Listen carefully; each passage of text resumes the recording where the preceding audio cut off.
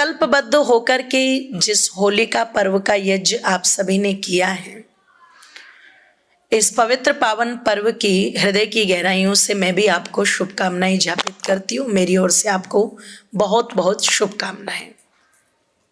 आइए बहुत संक्षिप्त सी चर्चा आप लोगों के मध्य में करूंगी। एक परंपरा भारतवर्ष की रही है, परिवर्तन प्रकृति का नियम है। और जब हम देखते हैं तो हर चीज में हमें समय समय पर परिवर्तन दिखाई देता है। भारत की एक विशेषता ये रही कि भारत को 6 ऋतुओं वाला देश माना जाता है।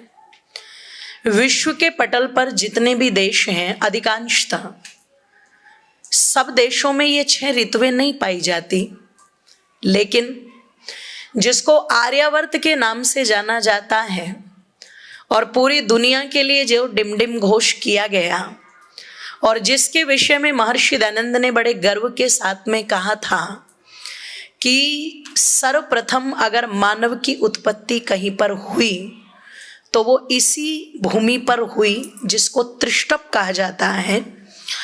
और परमपिता परमेश्वर ने ऋषियों का पवित्र वेद ज्ञान जो दिया वो भी इसी भूमि पर दिया।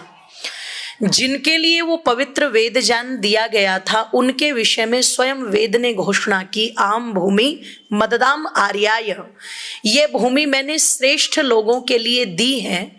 तो श्रेष्ठ लोगों ने जिस भूमि को बसाया अपनी विद्या अपने ज्ञान के आधार पर, स्वयं उनका नामकरण संस्कार परमात्मा ने किया आर्य कह करके। क्योंकि आज भी आप परिवारों में जब नामकरण संस्कार की परंपरा को देखेंगे तो वहां पर आपको पता लगेगा ये जो 5वें नंबर का संस्कार है, गर्भाधान, फिर पुंसवन, फिर सीमंतोनयन, फिर जातकर्म, फिर 5वां जो संस्कार है जो 11वें दिन किया जाता है या सीधे फिर 101वें दिन किया जाता है। तो इस संस्कार में जो नाम है वो कौन रखता है? पिता रखता है। पिता ही बालक के कानों में उस नाम को संबोधित करके कहता है कि आज से तुझे इस नाम से जाना जाएगा। तो पिताओं का भी जो पिता है संसार में वो कौन है? परम पिता परमेश्वर। तो सृष्टि की आदि में अपनी संतानों का जो नामकरण संस्कार कर रहे हैं वो कौन कर रहे हैं? परम पिता परमेश्वर। और वो क्या नाम दे रहे हैं? अहम भूमि मददाम आर्य, ये भूमि मैंने श्रेष्ठ सज्जन के लिए दी है। क्योंकि कोई भी पिता अपनी संतान को नालायक बनाना नहीं चाहता, अच्छा बनाना चाहता है।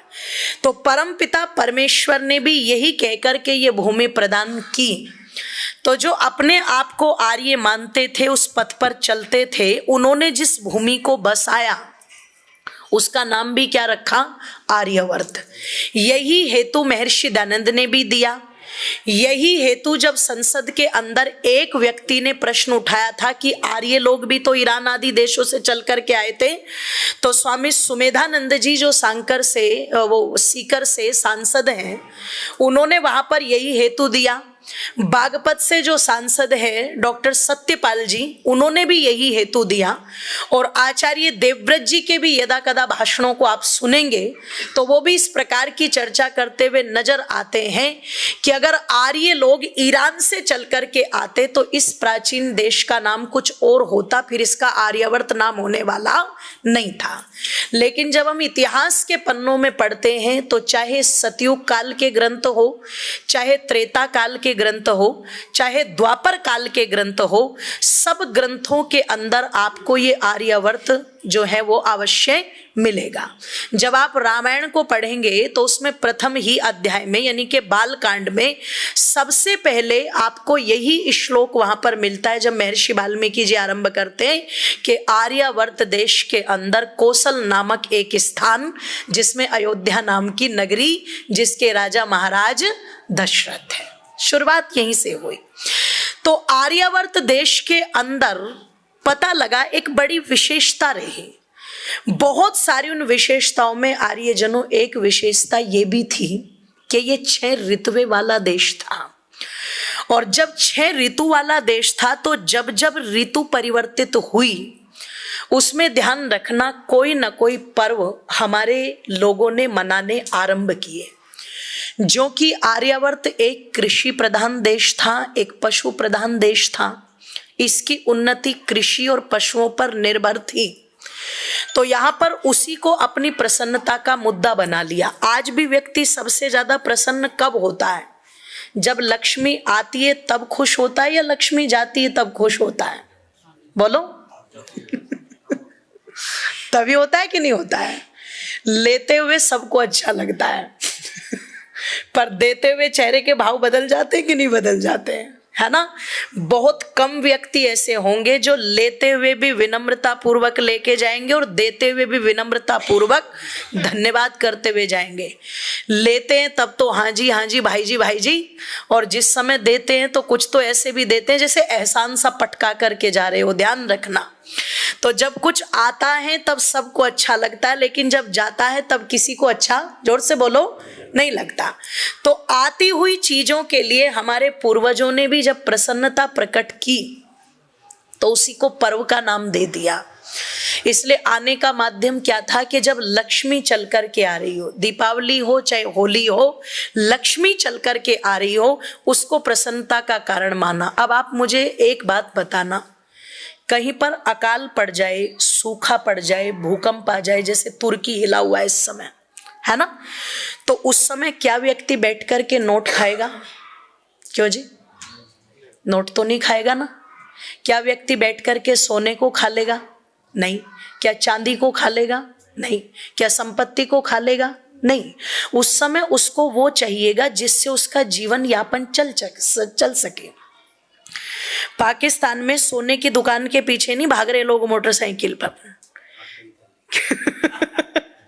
आटे की थैलियों के पीछे भाग रहे हैं। तो कहा कि सबसे बड़ी जो लक्ष्मी है वो अन्न को माना गया। ये धन आदि सोना चांदी ये तो बाद की चीजें हैं।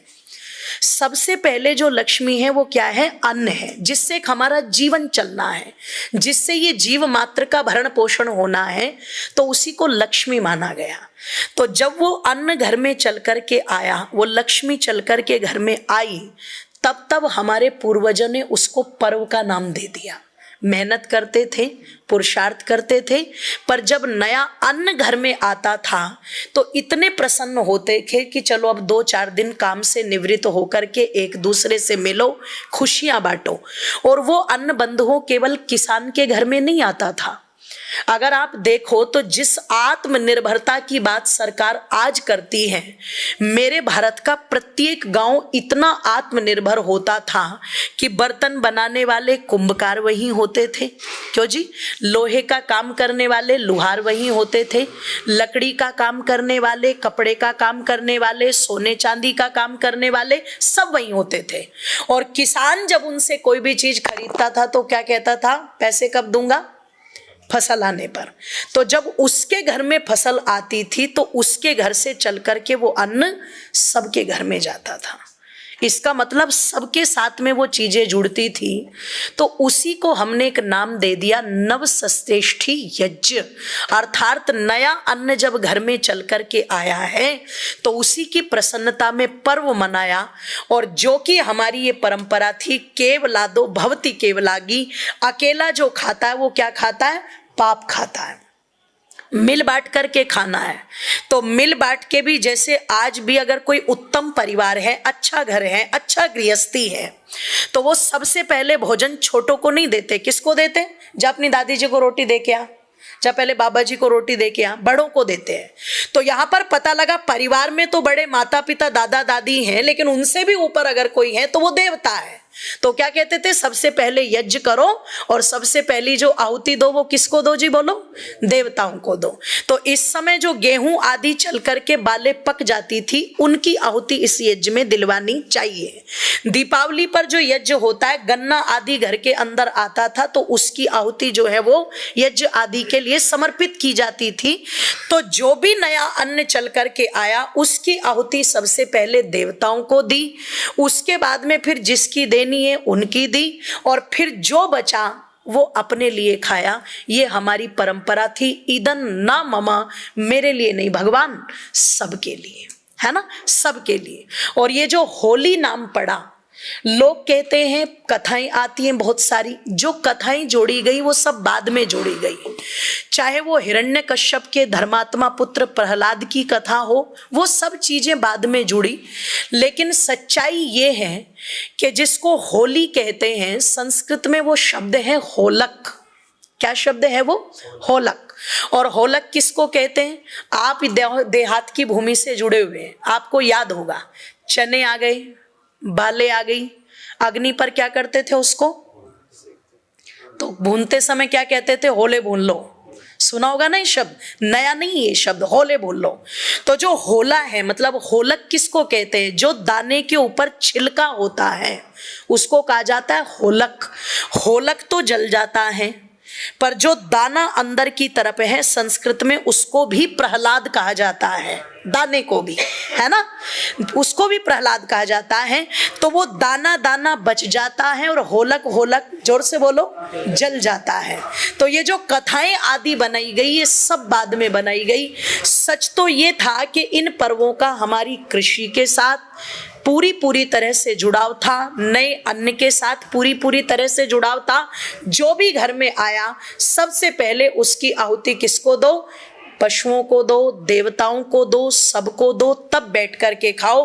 क्योंकि हमारी जो संस्कृति है वो पशुओं की गर्दन पर हाथ घुमा करके प्यार करने की संस्कृति है, वो पशुओं के ऊपर हाथ फिरा करके प्यार करने की संस्कृति है, वो उनकी गर्दन काटने की संस्कृति, जोर से बोलो, नहीं है। हमारी जो संस्कृति है वो, ध्यान रखिएगा, गले मिल करके परंपराओं को निभाने की संस्कृति है, किसी के गले काटने की संस्कृति बोलो नहीं है। हमारे यहाँ पर जब पर्व मनाए जाते थे तो वो दूध आदि, घृत आदि, मिठाइयाँ आदि देकर के पर्व मनाए जाते थे, किसी का खून बहा करके पर्व नहीं मनाए जाते थे। तो हमें गर्व करना चाहिए।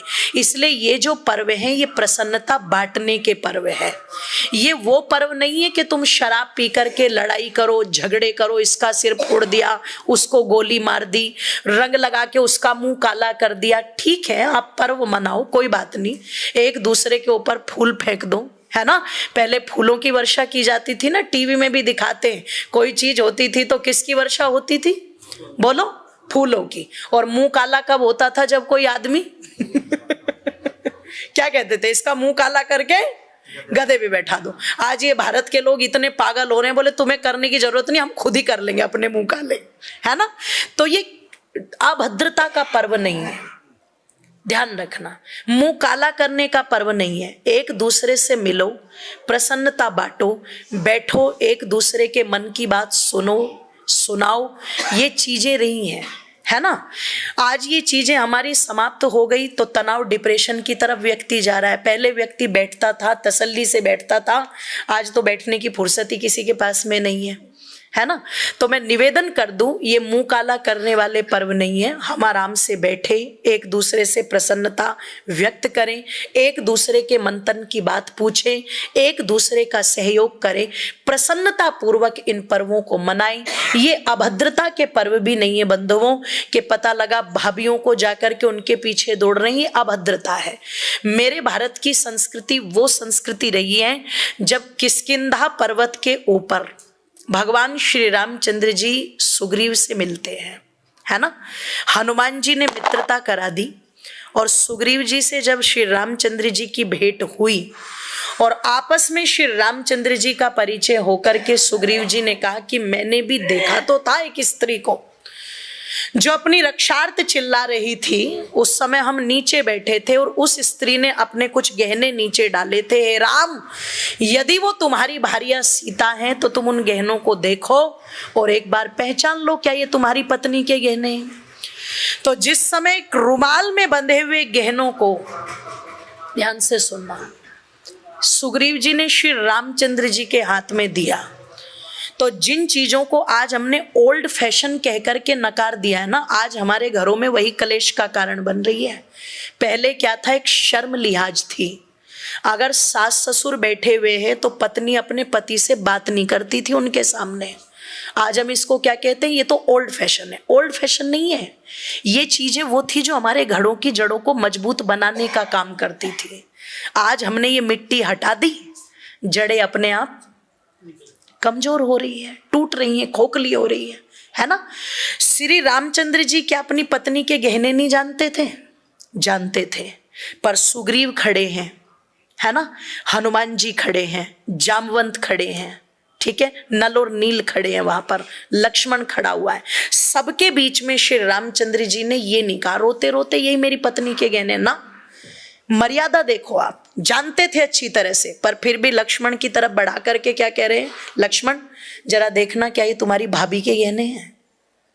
कितना संयम, कितना धैर्य।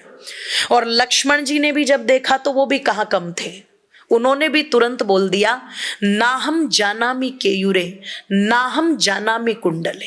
हे भैया, ना तो मैं कानों के कुंडलों को जानता, ना मैं गले के किसी गहने को जानता, मैं तो नित्य प्रति अपनी भाभी माँ के पैर छूता था, इसलिए पैर के नूपुरों को तो मैं पहचान सकता हूँ, बिछुओं को तो पहचान सकता हूँ, बाकी मुझे किसी गहने की पहचान नहीं। क्यों? क्योंकि मैंने कभी नजर उठा करके मैया के चेहरे को देखा ही नहीं। सोचो, आज इतनी गंदगी से पीछे भाग रहे हैं, गुलाल लेकर के, रंग लेकर के, हा उल्ला मचा पड़ा है। ये मर्यादा नहीं है। आप बिल्कुल प्यार से बैठो, पैर छुओ भाभी के, भाभी सर पर हाथ रख करके आशीर्वाद दो, बोलो अच्छा लगेगा कि नहीं लगेगा, और भागे घूम रहे हैं, ये अभद्रता है। इस अभद्रता का प्रचार प्रसार न हो, हम सही रूप में अपने पर्वों को मनाएं, परमात्मा का धन्यवाद करें हर एक चीज के लिए। यही उद्देश्य इन पर्वों को मनाने का होता है। ये थोड़ी सी चर्चा मैंने की। आइए 2 पंक्तियां मेरे साथ मिलकर के सब बोलेंगे, है ना। परमात्मा का धन्यवाद करेंगे।